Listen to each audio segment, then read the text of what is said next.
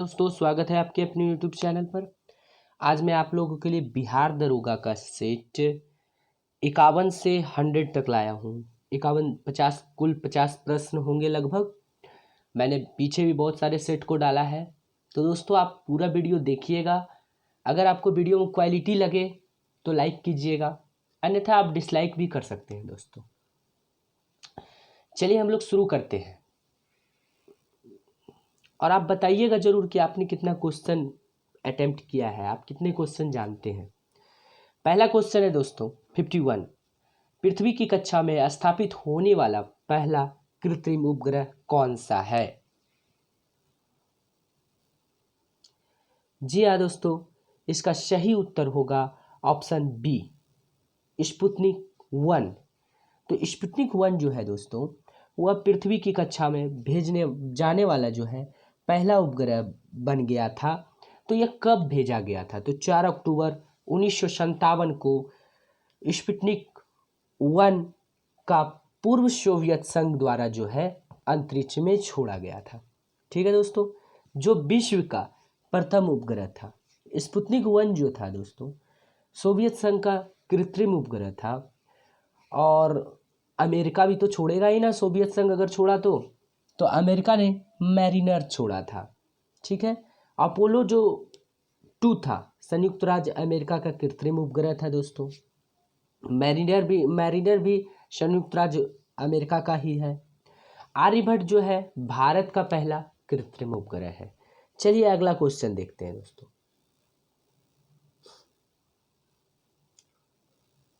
अगला है दोस्तों कि आपको बताना है कि मोनाको फाउंडेशन के राजकुमार अल्बर्ट द्वितीय का जैव विविधता 2020 किस संगठन ने जीता? जी हाँ दोस्तों, इसका सही उत्तर होगा option B, Deccan development society DDS ने जीता है। अगला है दोस्तों कि मैथमेटिक्स का क्वेश्चन आप लोग खुद सॉल्व कीजिएगा, अन्यथा अगर आप लोग बोलिएगा तो मैं स्पेशल मैथमेटिक्स का क्लास लेते आऊँगा अगली क्लास में। चलिए नेक्स्ट क्वेश्चन है कि भारत ने अपना प्रथम भूमिगत नाभिकीय विस्फोट किया था। जी हाँ दोस्तों, इसका सही उत्तर होगा पोखरण में किया था। भारत ने जो है प्रथम परमाणु परीक्षण जो है 18 मई 1974 को राजस्थान के जैसलमेर जिले के पोखरण नामक स्थान पर किया था। ठीक है दोस्तों, याद रखना है। नरोरा में परमाणु विद्युत गृह है, ये तो याद ही होगा दोस्तों। कोटा में परमाणु विद्युत गृह है। फिर उसके थुम्बा में रॉकेट प्रशिक्षण केंद्र, बहुत बार पूछ लिया जाता है इनमें से कहाँ पर रॉकेट प्रशिक्षण केंद्र है, तो वह है थुम्बा में। चलिए अगला क्वेश्चन है दोस्तों कि भारत के किस राज्य में कॉफी और चाय दोनों मुख्य नकदी फसलें हैं? जी हाँ दोस्तों, इसका सही उत्तर होगा 55 का आपका सी, चाय की खेती तथा कॉफ़ी की खेती दोनों कर्नाटक में किया जाता है, आप लोग जानते ही होंगे। भारत में सबसे अधिक कॉफ़ी कर्नाटक राज्य में उत्पादित होता है। चाय भारत में 1835 से असम राज्य में से सर्वप्रथम उत्पादन शुरू हुआ था। 1835 में कहाँ शुरू हुआ था दोस्तों? असम राज्य से। जूट, कॉफ़ी, चाय, रबड़, कपास, तंबाकू ये सभी क्या है? नकदी फसलें हैं, याद रखिएगा दोस्तों। चलिए अगला क्वेश्चन है कि भारत के दार्शनिक राष्ट्रपति कौन थे? जी हाँ, आपको बताना है कि भारत के दार्शनिक राष्ट्रपति कौन थे। तो इसका सही उत्तर होगा ऑप्शन डी। अगर आपने चुना है तो आपका सही है कि भारत के दार्शनिक राष्ट्रपति जो थे दोस्तों राधा कृष्ण थे। ठीक है, डॉक्टर एस राधा कृष्ण थे, सर्वपल्ली राधा कृष्णन थे, जो भारत के प्रथम उपराष्ट्रपति बने। ठीक है दोस्तों, तो डॉक्टर एस राधा कृष्णन के बारे में हम लोग कुछ जान लेते हैं। आधुनिक भारत के दर्शन के जनक थे, ये जनक हैं। आधुनिक भारत के दर्शन के जनक कौन है? Doctor S Radha Krishnan. आधुनिक भारत में सबसे बड़ा दार्शनिक डॉक्टर एस राधा कृष्णन थे। ठीक है, फिलोसफी ऑफ इंडिया इनके 2 खंड में प्रसिद्ध पुस्तक है। अगर पूछ लिया जाए फिलोसफी ऑफ इंडिया किनकी प्रसिद्ध पुस्तक है, तो इनके जो हैं किनके, राधा कृष्णन के 2 खंड में फिलॉसफी ऑफ इंडिया प्रसिद्ध पुस्तक है। हिंदी रिव्यू भी इनके द्वारा लिखा गया महत्वपूर्ण पुस्तक है। तो हिंदी रिव्यू किसके द्वारा लिखा गया महत्वपूर्ण पुस्तक है, तो एस राधा कृष्णन। अब बात कर लेते हैं कुछ दूसरे राष्ट्रपति के बारे भी देख लेते हैं ऑप्शन। अगला है डॉक्टर फरुखुद्दीन अली अहमद। तो उसके बारे में हम लोग बात करते हैं, इनकी मृत्यु कार्यकाल के दौरान हुई थी। अगर क्वेश्चन पूछ लिया जाए कि इनमें से किन की मृत्यु कार्यकाल के दौरान हुई थी, तो फरुखुद्दीन अली अहमद अगर नाम रहे तो जरूर आप इसको टिक आउट कीजिएगा। 1970 ईस्वी में हुआ था। अगला है कि डॉक्टर राजेंद्र प्रसाद को आप लोग जान ही रहे होंगे, सबसे लंबे कार्यकाल के राष्ट्रपति रहे। वे भारत के प्रथम राष्ट्रपति चुने गए थे, ये भी आपको पता है। चलिए नेक्स्ट देखते हैं। 57 नंबर क्वेश्चन क्या कहता है दोस्तों कि 57 नंबर है कि किस खेल में गेम पॉइंट से गेम और गेमो सेट बनते हैं। जी हाँ, आपको सही उत्तर लगाना है। जी हाँ दोस्तों, अगर आपने ऑप्शन सी चुना है तो आपका बिल्कुल सही है कि टेनिस गेम में ऐसा होता है। टेनिस खेल में गेम पॉइंट से गेम और गेमो सेट बनते हैं। चलिए कुछ मैं इंपॉर्टेंट फैक्ट्स भी बता देता हूँ कि backhand drive volley half volley let fault रमेश deuce service grand slam tie breaker love change, ये सभी जो है लॉन टेनिस खेल का शब्दावली है। तो याद रखिएगा दोस्तों, कौन कौन सा लॉन टेनिस खेल का शब्दावली है। बैंक हैंड ड्राइव पहला, दूसरा है वाली, तीसरा है हाफ वाली, तीसरा है लेट, चौथा है फॉल्ट, पांचवा है रमेश ड्यूस। ये सभी किसके शब्दावली हैं, service grand slam tiebreaker love change, ये सभी लॉन टेनिस के शब्दावली हैं। टेबल टेनिस का जन्मदाता अगर आपसे पूछ लिया जाए तो आप क्या जवाब दीजिएगा दोस्तों, तो इसका सही उत्तर होगा इंग्लैंड में हुआ था टेबल टेनिस का जन्म। तो जन्मदाता कौन देश है, इंग्लैंड। बैडमिंटन खेल में शब्दावली देखिए कौन कौन सा आएगा। बैडमिंटन खेल की मैं बात कर लेता हूँ, उसमें कौन कौन सा शब्दावली है। कोर्ट पूछ लिया जाता है बहुत बार, कोर्ट किस खेल से संबंधित है, तो वह है बैडमिंटन खेल के शब्दावली। लॉन्ग सर्विस, ये भी बैडमिंटन खेल के हैं। नेट बैडमिंटन खेल के हैं। Fault, double fault, drop, drive, love, let, high service, cross shot, smash, match point, set point, ये सभी जो है बैडमिंटन से संबंधित है। चलिए अगला देखते हैं कि विषैले सर्पों में विष ग्रंथि परिवर्तित होती है। जी हाँ दोस्तों, आपने सही सुना कि विषैले सर्पों में विष ग्रंथि परिवर्तित होती है। तो इसका सही उत्तर आपको चुनना है। तो इसका सही उत्तर होगा दोस्तों ऑप्शन सी। अगर आपने चुना है तो बिल्कुल सही है, लार ग्रंथि से। विषैले सर्पों में विष ग्रंथि परिवर्तित होती है लार ग्रंथि से। तो मैं कुछ और बता देता हूँ दोस्तों, इम्पोर्टेंट फैक्ट्स बहुत सारे एग्जाम में पूछ लिया भी जाता है और आपको ध्यान से सिर्फ सुनना है, याद हो जाएगा। रोटी जो चबाते हैं आप, रोटी चबाने पर क्या होता है, मीठापन आ जाता है। किसके कारण होता है, कौन से एंजाइम के कारण, तो वह टाइलिन के कारण होता है, रोटी चबाने के बाद मीठापन।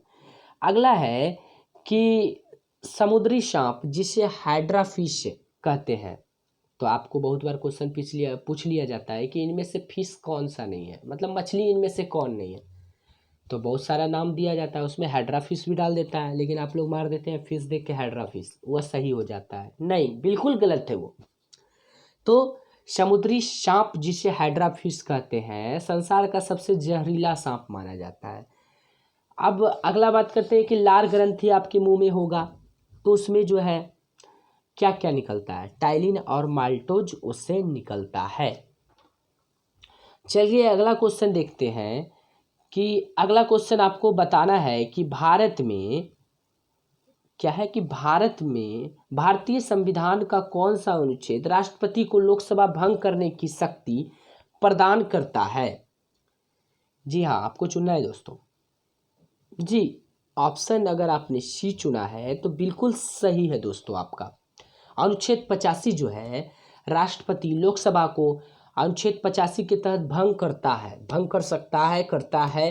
राष्ट्रपति अब भंग तो करेगा लेकिन किसकी अनुमति से, किसकी परामर्श से, समझिए। तो वह जो है राष्ट्रपति लोकसभा को भंग जो करेंगे प्रधानमंत्री के संस्तुति पर करते हैं, ठीक है।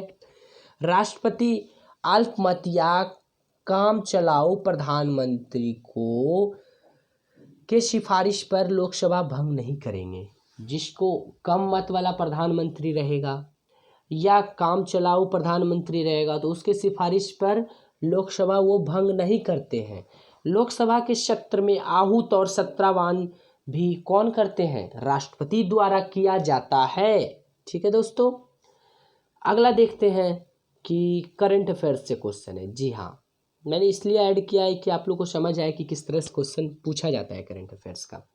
भारत का 2019 में प्रत्यक्ष विदेशी निवेश के मामले में स्थान क्या रहा है? जी हाँ दोस्तों, इसका सही उत्तर होगा ऑप्शन सी, 9वां स्थान रहा है। अगला देखते हैं कि संवैधानिक संशोधन बिल द्वारा भारत में मतदान की आयु 21 साल से घटाकर 18 साल कर दिया गया है। जी हाँ दोस्तों, अगर आपने ऑप्शन सी चुना है तो आपका बिल्कुल सही है कि इसी संविधान संशोधन के तहत जो है 21 वर्ष से आयु घटाकर 18 वर्ष कर दिया है मतदान की। अनुच्छेद 326 के द्वारा वयस्क मताधिकार का प्रावधान किया गया है। तो अगर आपसे पूछ लिया जाए कि वयस्क मताधिकार का प्रावधान किसके द्वारा किया गया, कौन से अनुच्छेद के द्वारा, तो 326 अनुच्छेद के द्वारा किया गया है।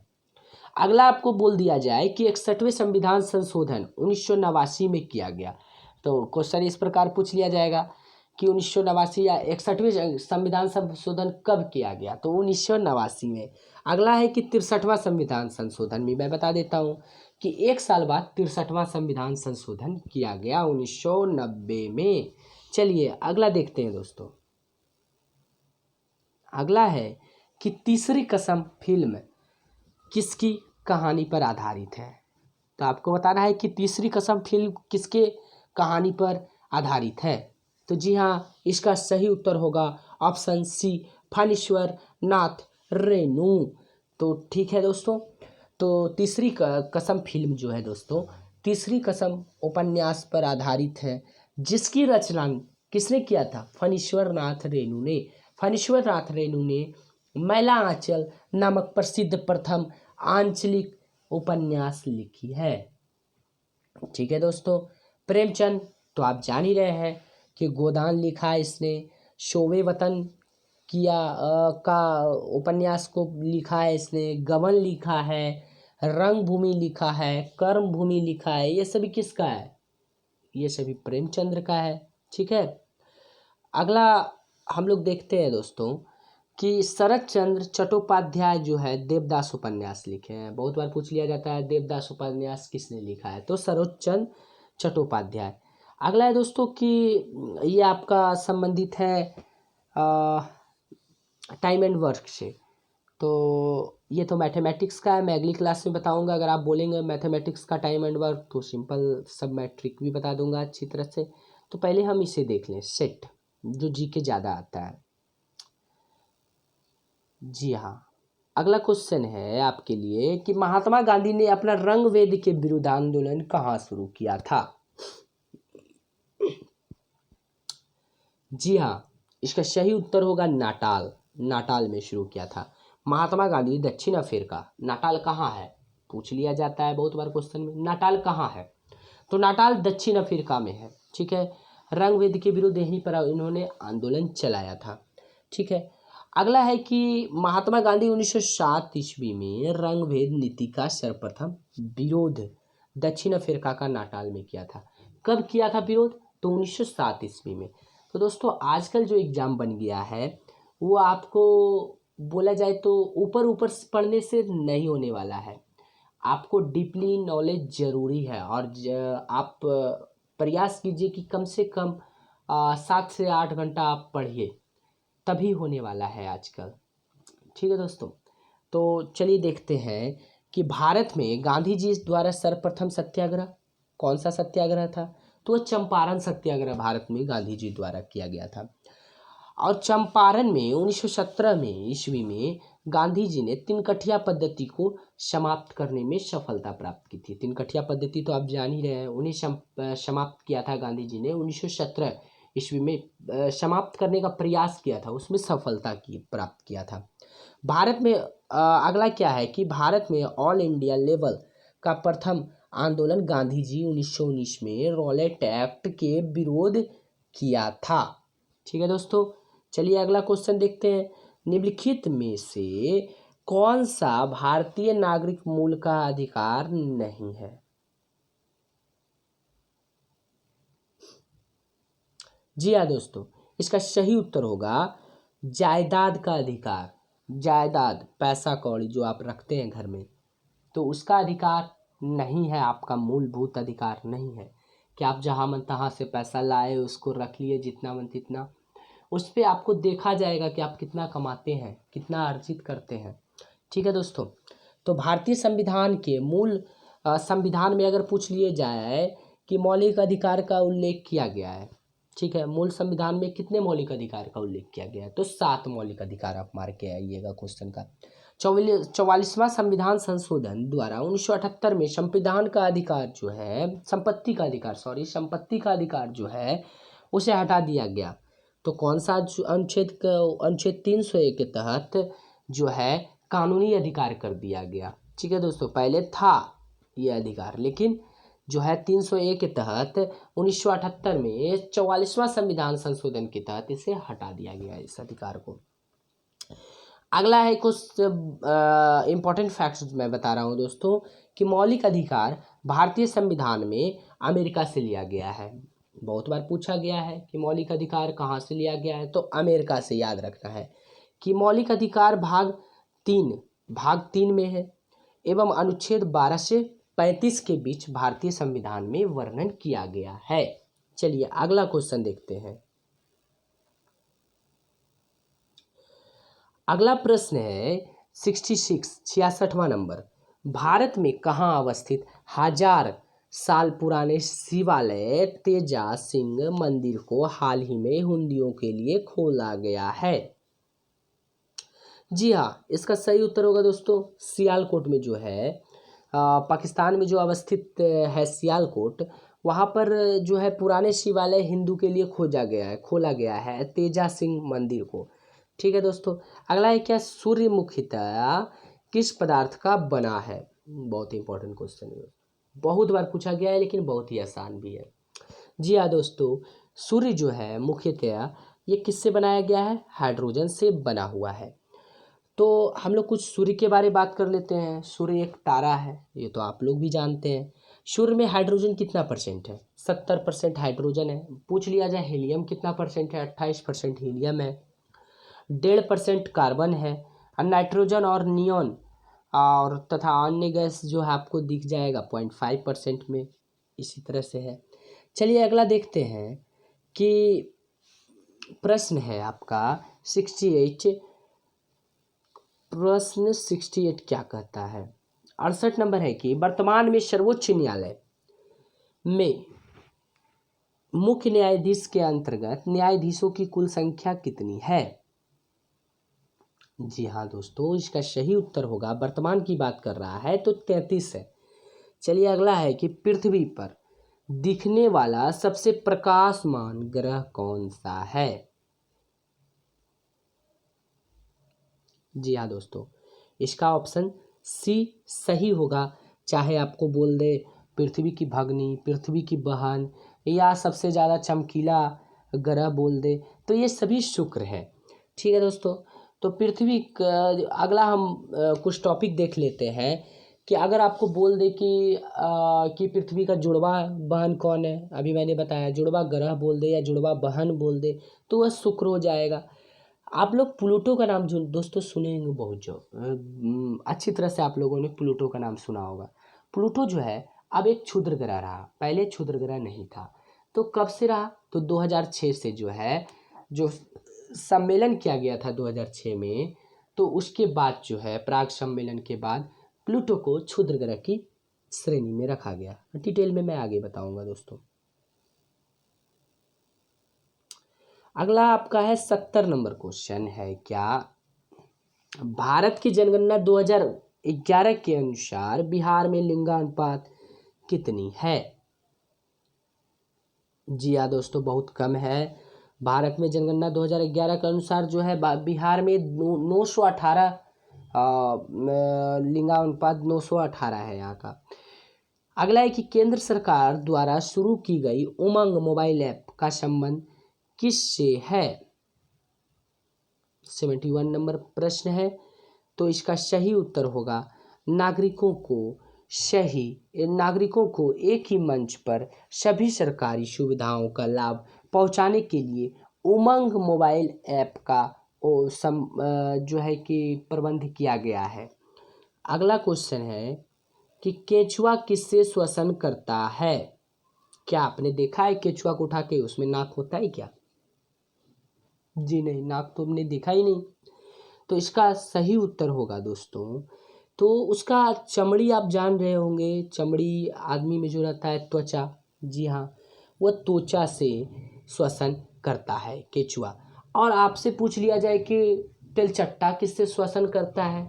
तिलचट्टा है दोस्तों, वह करता है ट्रेकिया से। वात नलिका शायद हिंदी में कहते होंगे, तो ट्रेकिया से जो है वह तिलचट्टा करते हैं। अब आपको पूछ लिया जाएगा कि आपको मैं पूछता हूँ, आपको बताना है कमेंट बॉक्स में कि तिलचट्टा में कितने कोष्ठक होते हैं हृदय के? जैसे मानव में 4 होते हैं, क्रोकोडाइल में भी 4 होते हैं, तो आपको बताना है तिलचट्टा में कितने होते हैं, क्योंकि बहुत बार पूछा गया यह क्वेश्चन। अगला है कि खराटे लेकर सो रहे व्यक्ति की श्वसन क्रिया होती है। जी हाँ, आपको बताना है कि खराटे लेकर सो रहे व्यक्ति की श्वसन क्रिया होती है। जी हाँ, इसका सही उत्तर होगा दोस्तों ऑप्शन बी, न्यूनतम। लोग सोचेगा ज़्यादा होता है, लेकिन न्यूनतम होती है, ठीक है। तो अगला हम लोग बात कर लेते हैं। अगला क्वेश्चन है कि किन 2 राज्यों की संयुक्त परियोजना के लिए केंद्र सरकार ने जनवरी में एक विशेष पैकेज देने की घोषणा की है? जी हाँ दोस्तों, इसका सही उत्तर होगा ऑप्शन ए बिहार और उड़ीसा के लिए देगा। चलिए, अगला है बहुत ही आसान सा छोटा सा, आपको प्रश्न बताना है कि निम्नलिखित में से कौन सा रक्त समूह उस व्यक्ति को दिया जा सकता है जिसका रक्त ए समूह का है? जी हाँ दोस्तों, इसका सही उत्तर होगा ऑप्शन बी, ए और ओ। ए तो सेम चीज है, ओ जो है सर्वदाता है, सभी को दिया जा सकता है। और ए बी क्या है दोस्तों? सर्वलेता, मतलब सभी का वो ले सकता है ए बी, लेकिन दे सकता है ए बी को ही। जी हाँ दोस्तों, ले सकता है सभी का, दे सकता है सिर्फ ए बी को। अगला हम लोग बात करते हैं कि रक्त समूह ओ को सर्वदाता तो कहते ही हैं। क्यों कहते हैं? क्योंकि इनमें एंटीजन नहीं पाया जाता है। अब क्वेश्चन आपको बना लिया जाएगा इसे सर्वदाता क्यों कहते हैं? क्योंकि इसमें एंटीजन नहीं पाया जाता है, नहीं होता है, ठीक है दोस्तों। और रक्त समूह को सर्वग्राहता क्यों कहते हैं? सर्वग्राही क्यों कहते हैं? सर्वलेता जिसको हमने बोला, तो क्योंकि इसमें एंटीबॉडीज अनुपस्थित होते हैं, नहीं होते हैं। अच्छा, एक क्वेश्चन और बनाया जाता है कि रक्त समूह की खोज किसने की थी और कब की थी? तो 1900 ईस्वी में लैंड स्टीनर ने किया था। ए वाले व्यक्ति को ए और ओ चढ़ाया ही जाता है, ए और ओ दोनों चढ़ा सकते हैं। उसी तरह बी वाले व्यक्ति को भी आप बी और ओ दोनों चढ़ा सकते हैं दोस्तों। अगला है क्वेश्चन कि 76 नंबर, पोटोमीटर नापता है। जी हाँ, आपको बताना है कि पोटोमीटर क्या नापता है। पोटोमीटर जो है दोस्तों वह वातस्फोत्सर्जन नापता है। क्या नापता है? वातस्फोत्सर्जन। इसका सही उत्तर होगा ऑप्शन बी। चलिए, अगला है डीएनए की प्रकृति। आपको बताना है कि डीएनए की प्रकृति किस प्रावस्था में होती है। डीएनए की प्रवृत्ति जो होती है किस प्रवस्था में होती है? जी हाँ दोस्तों, इसका सही उत्तर होगा, अगर आपने सी चुना है तो बिल्कुल सही है। डीएनए की प्रवृत्ति जो होती है, प्रकृति सी एस अवस्था में होती है, एस प्रवस्था में होती है। अगला हम लोग इससे कुछ इम्पोर्टेंट फैक्ट्स की बात कर लेते हैं जो कि एग्जाम के व्यू से इम्पोर्टेंट है। डीएनए की अधिकांश मात्रा केंद्रक में होती है, पूछ लिया जा सकता है दोस्तों, जानना जरूरी है। यद्यपि इसकी कुछ मात्रा माइटोकॉन्ड्रिया तथा हरित लवण में भी होती है। अगला है कि डीएनए में एडेनिन, गुआनिन, थायमिन तथा साइटोसिन क्षार उपस्थित रहता है। तो फिर से सुन लीजिए दोस्तों, डीएनए में कौन कौन सा क्षार उपस्थित रहता है? Adenine, guanine, thymine, cytosine. Watson एवं क्रिक ने डीएनए की द्विकुंडलित संरचना मॉडल उत्पादित किया। तो आपको पूछ लिया जाए डीएनए की द्विकुंडलित संरचना मॉडल किसने किया, तो वह वाटसन एवं क्रिक ने। डीएनए सभी आनुवांशिक क्रियाओं का संचालन करता है। बहुत बार क्वेश्चन पूछ लिया जाता है जो है सभी आनुवांशिक क्रियाओं का संचालन कौन करता है, तो डीएनए। डीएनए किसकी इकाई है, तो जीन की। सॉरी दोस्तों, जीन की इकाई क्या है, तो डीएनए है, या डीएनए की इकाई जीन है दोस्तों, सॉरी, डीएनए की इकाई जीन होगी। अगला हम लोग बात कर लेते हैं स्तनधारियों के दो प्रमुख लक्षण जो उन्हें अन्य कशेरुकों से अलग करते हैं, वह हैं। जी हाँ दोस्तों, इसका सही उत्तर होगा ऑप्शन डी, स्तन ग्रंथियां एवं दांत। अगला हम लोग बात करते हैं कि नेक्स्ट है क्वेश्चन, नेक्स्ट आपके लिए बहुत ही आसान होगा। आपको बताना है कि स्थलीय स्तनधारियों के मूत्र में मुख्य नाइट्रोजन अवशिष्ट उत्पाद होता है। जी हाँ दोस्तों, इसका सही उत्तर होगा ऑप्शन डी, यूरिया। तो स्थलीय स्तनधारियों के मूत्र में मुख्य नाइट्रोजनी अपशिष्ट उत्पाद यूरिया है। यूरिया जो है 0.3% यूरिक अम्ल मूत्र में पाया जाता है। अगर आपसे पूछ लिया जाए यूरिक अम्ल कितना पाया जाता है मूत्र में, तो वह है 0.3%। यूरिया का उपयोग खाद बनाने में भी किया जाता है दोस्तों। जी हाँ, यूरिया का उपयोग क्या किया जाता है, खाद बनाने में। अगला है कि फॉर्मल्डिहाइड तथा यूरिक प्लास्टिक बनाने में तथा दवाओं के निर्माण में भी यूरिया का उपयोग किया जाता है दोस्तों। तो अगला है इम्पोर्टेंट फैक्ट्स, अमोनिया सल्फेट उर्वरक में नाइट्रोजन अमोनिया के रूप में उपस्थित रहती है। यूरिया में 46% नाइट्रोजन पाया जाता है। बहुत बार क्वेश्चन पूछा जाता है दोस्तों, यूरिया में कितने परसेंट, तो 46% नाइट्रोजन होता है। मैं जूम कर देता हूँ दोस्तों। अगला है कि निम्नलिखित में से कौन परजीवी है? जी हाँ दोस्तों, इसका सही उत्तर होगा ऑप्शन ए। अगर आपने चुना है तो एकदम सही है। तो अमीबा प्रोटियस जो है वह एक परजीवी है। अमीबा का अर्थ जो होता है दोस्तों वह बदलना होता है।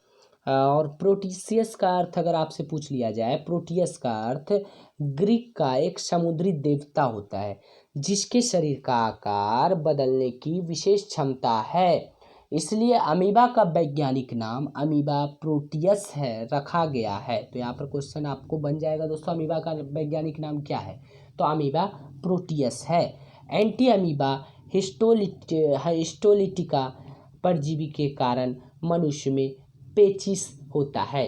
पेचिस रोग कैसे होता है मनुष्य में, तो एंटी अमीबा हिस्टोलिटिका के कारण होता है। अगला बात कर लेते हैं दोस्तों कि एंटी अमीबा जिंजवेलिस का नाम सुना होगा दोस्तों आपने। परजीवी द्वारा मनुष्य में पैरिया होता है। पैरिया किसके कारण होता है, कौन से परजीवी के द्वारा, एंटी अमीबा जिंजिवेलिस। ठीक है दोस्तों। इग्लिना को हरा प्रोटोजुआ कहा जाता है। यूग्लिना को क्या कहेंगे? बहुत बार क्वेश्चन पूछ लिया जाता है, हरा प्रोटोजोआ किसे कहा जाता है? तो यूग्लिना को। गुणसूत्र की 81 नंबर क्वेश्चन देखते हैं दोस्तों।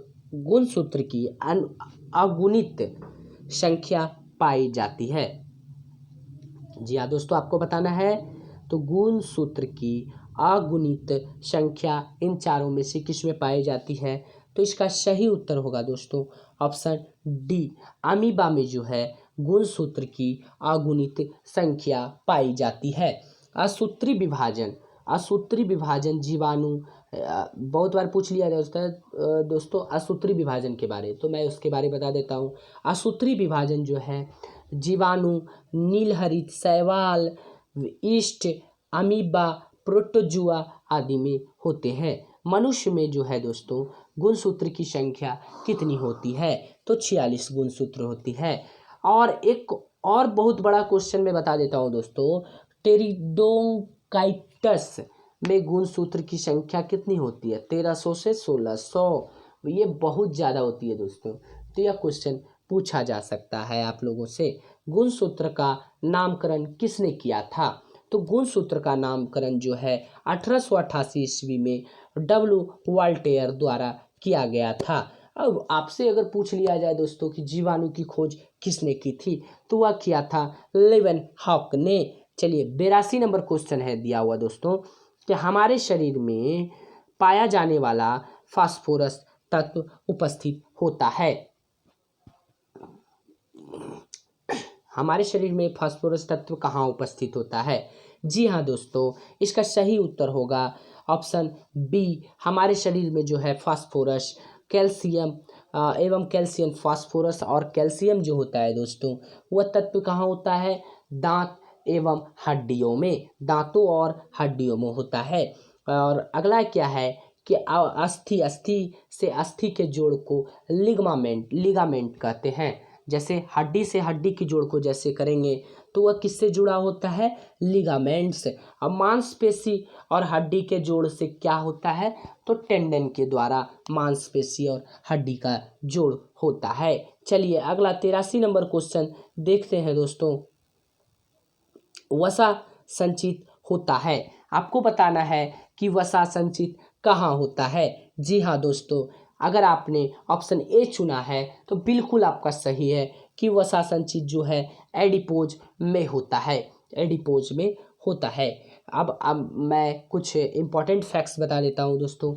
ये आपका विटामिन के जीवाणुओं द्वारा हमारे कोलोन में संश्लेषित होता है। तो विटामिन के जो है वह कहाँ संश्लेषित होता है? तो हमारे कोलोन में। विटामिन के किसके द्वारा होता है दोस्तों? तो जीवाणुओं के द्वारा। वहाँ फिर उसके बाद जो है वहाँ से क्या होता है? फिर कोलोन से उसका अवशोषण होता है। ठीक है दोस्तों, अगला बात कर लेते हैं। वसा ग्लिसरॉल एवं वसीय अम्ल का एक एस्टर है। आपसे पूछ लिया जाएगा वसा किसका एस्टर है? तो वसा ग्लिसरॉल एवं वसीय अम्ल का एक एस्टर है। 1 ग्राम वसा में कितनी कैलोरी ऊर्जा उत्पन्न होती है? तो 1 ग्राम वसा में 9.3 कैलोरी, किलो कैलोरी दोस्तों, किलो कैलोरी वसा उत्पन्न होती है। वसा का शरीर में इसका संश्लेषण किससे होता है? वसा का शरीर में किसके द्वारा संश्लेषण होता है? तो दोस्तों इसका होता है मिटोकॉन्ड्रिया के द्वारा होता है। अगला 84 नंबर क्वेश्चन है दोस्तों, 21/23। मैं इसका पूरा सूत्र के साथ नहीं बताऊंगा क्योंकि साधन नहीं है, मैं इसको डिटेल में दूसरी क्लास में बता दूंगा। तो इसका सही उत्तर होगा दोस्तों, तो इसका सही उत्तर है आदमी में होता है। किसका डेंटल सूत्र है? आदमी का। अब अगला बात कर लेते हैं दोस्तों, वास्तविक नाभिक पाए जाते हैं। तो वास्तविक नाभिक किसमें पाए जाते हैं? तो ऑप्शन सी सही होगा, उच्च पादप कोशिकाओं में वास्तविक नाभिक पाए जाते हैं। तो आपने नाम भी सुना होगा प्रोकैरियोटिक सेल्स, मतलब प्रोकैरियोटिक जो कोशिका होते हैं उसमें स्पष्ट केंद्रक नहीं होते हैं, स्पष्ट केंद्रक का अभाव होता है दोस्तों। ठीक है, और यूकैरियोटिक कोशिका में इसमें जो है पूर्ण विकसित केंद्रक होते हैं जो चारों ओर से दोहरी झिल्ली द्वारा घिरे हुए भी रहते हैं दोस्तों। इसको मैं डिटेल में जब बायोलॉजी का क्लास लूँगा तो मैं आपको डिटेल में बताऊंगा, नहीं तो बहुत ही लंबा क्लास हो जाएगा दोस्तों। फिर अगला क्या है दोस्तों, 86 नंबर, किस भारतीय शहर को हाल ही में विश्व के गतिशील शहरों की सूची में पहला स्थान मिला है? जी हाँ दोस्तों, इसका सही उत्तर होगा ऑप्शन सी, हैदराबाद को गतिशील शहरों की सूची में भारत में जो है पहला स्थान मिला है। अगला हम लोग देखते हैं कि अगला क्वेश्चन आपके लिए बहुत ही आसान सा है कि एक ही पौधे के दो विभिन्न पुष्पों के बीच होने वाला परागकण कहलाता है? जी हाँ दोस्तों, इसका सही उत्तर होगा ऑप्शन सी, गैटिनोगैमी। गैटिनोगैमी कहलाता है। एक ही पौधे के दो विभिन्न पुष्पों के बीच होने वाले परागकण क्या कहलाते हैं? गैटिनोगैमी। मैं इंपॉर्टेंट फैक्ट्स बता देता हूँ दोस्तों। परागकणों के परागकोश से मुक्त होकर उसकी जाति के पौधे के जयांग के वर्तिकांग तक पहुँचने की क्रिया को परागकण कहते हैं। अगला है कि परागकण विभिन्न विधियों द्वारा संपन्न होता है, जैसे कि वायु के द्वारा फूल से उड़ के चला गया तो उससे भी होता है दोस्तों। कीट के द्वारा, कीट कहीं पर बैठा फूल पे फिर दूसरे फूल पे बैठ गया तो उससे भी होगा। जल के द्वारा भी होगा दोस्तों। जी हाँ दोस्तों, जल के द्वारा भी होगा, फिर जंतु के द्वारा भी होगा। पुष्पों का अध्ययन दोस्तों एंथोलॉजी कहलाता है। परागकण दो प्रकार के होते हैं, परागकण और पर परागकण। स्व तो आप जान ही रहे हैं, खुद से होगा स्व परागकण। पर मतलब कोई दूसरा कोई करेगा, चाहे वो जंतु करे, चाहे वो मधुमक्खी करे, चाहे और कोई करे दोस्तों। चलिए अगला हम लोग 88 नंबर प्रश्न देखते हैं दोस्तों कि हाल ही में जारी भ्रष्टाचार धारणा सूचकांक में भारत को कौन सा स्थान मिला है? तो भारत को इसमें दोस्तों ऑप्शन बी 80वां, जी हाँ दोस्तों 80वां स्थान मिला है। चलिए अगला क्वेश्चन देखते हैं दोस्तों। 89 नंबर क्वेश्चन है दोस्तों कि निम्नलिखित किस संगठन का सूत्र वाक्य है अपना यूरिया सोना उगले, अपना यूरिया सोना उगले? तो यह किसका है दोस्तों? यह वाक्य जो है वह हिंदुस्तान उर्वरक एवं रसायन लिमिटेड का है। CO+H2 का मिश्रण कहलाता है। तो आपको बताना है CO+H2 का मिश्रण जो कहलाता है दोस्तों वह क्या है? तो इस अगर आपने ऑप्शन डी चुना है तो बिल्कुल सही है, CO+H2। अगला है कि 91 नंबर, global microscope for financial inclusion इंडेमा 2019 में भारत का कौन सा स्थान रहा है? जी हाँ दोस्तों, इसका सही उत्तर होगा ऑप्शन ए, छत्तीसगढ़।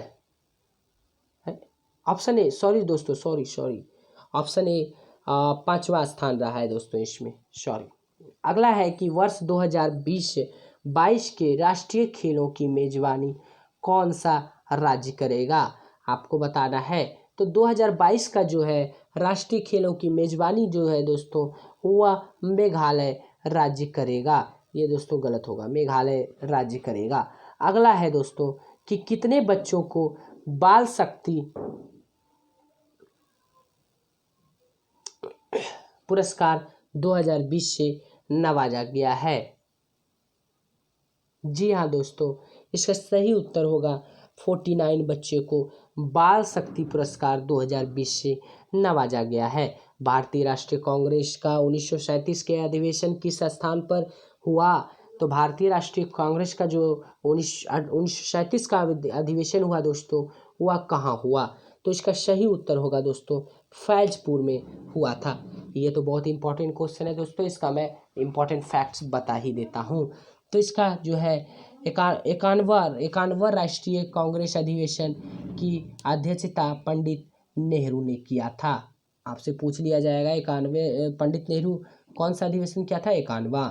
ठीक है। 1936 में कांग्रेस की अधिवेशन लखनऊ में पंडित नेहरू जवाहरलाल नेहरू की अध्यक्षता में हुआ। 1938 के हरिपुरा और 1939 के त्रिपुरा कांग्रेस अधिवेशन की अध्यक्षता सुभाष चंद्र बोस द्वारा किया गया था।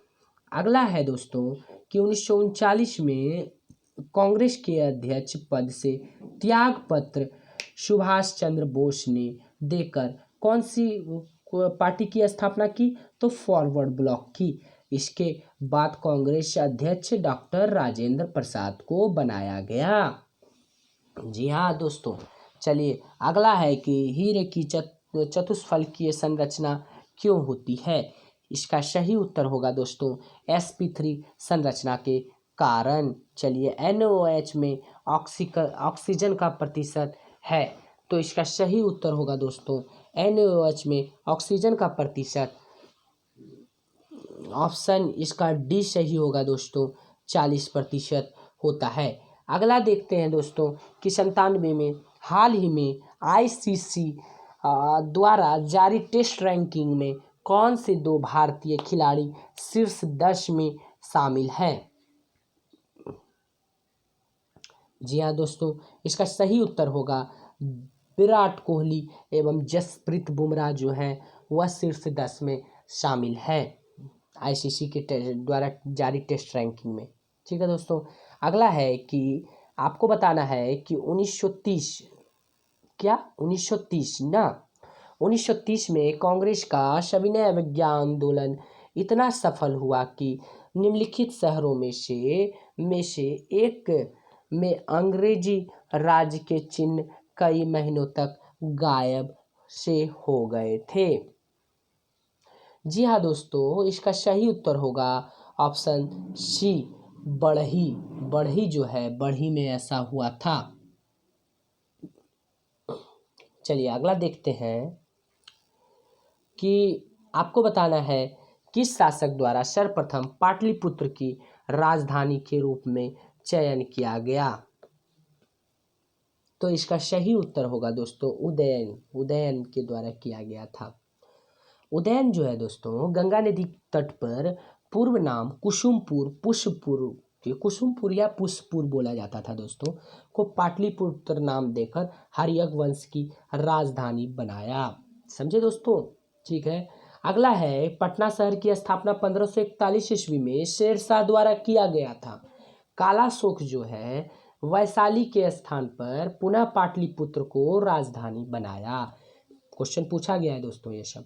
कनिष्क द्वारा मथुरा को दिल्ली द्वितीय राजधानी घोषित किया गया। चलिए अगला 100 नंबर क्वेश्चन है दोस्तों, लास्ट क्वेश्चन। किस देश की सीमा बिहार राज्य से जुड़ती है? तो है दोस्तों नेपाल की सीमा बिहार राज्य से जुड़ती है। भारत के कुल 17 राज्यों पड़ोसी देश की सीमा से जुड़े हुए हैं। ठीक है दोस्तों, याद रखना है ये टॉपिक। चीन की सीमा जो भारत के राज्य से जुड़ा है, किससे जुड़ा है दोस्तों? जम्मू कश्मीर, हिमाचल प्रदेश, उत्तराखंड, सिक्किम तथा अरुणाचल प्रदेश, ये जो है 2, 4, 1, 5 राज्य से चीन की सीमा लगती है। ठीक है दोस्तों, अगर आपको वीडियो पसंद आया हो दोस्तों तो लाइक एवं सब्सक्राइब जरूर कीजिएगा, और अगर आपको पसंद नहीं आया हो तो आप हमें ज़रूर आप अपना इम्पोर्टेंट सुझाव दीजिएगा कि आपको क्यों पसंद नहीं आया, तो मैं उसमें सुधार करने का प्रयास करूँगा। मिलते हैं दोस्तों अगली वीडियो में। चलिए धन्यवाद।